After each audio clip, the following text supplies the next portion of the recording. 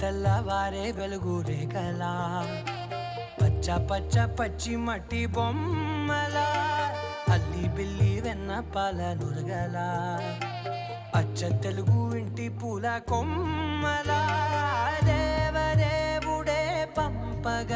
ఇలా దేవతే మా ఇంట అడుగే పెట్టెనంట బ్రహ్మ కళ్ళలో కాంతులే మా అమ్మలా మా కోసం మళ్ళీ లాలి పాడేనంట.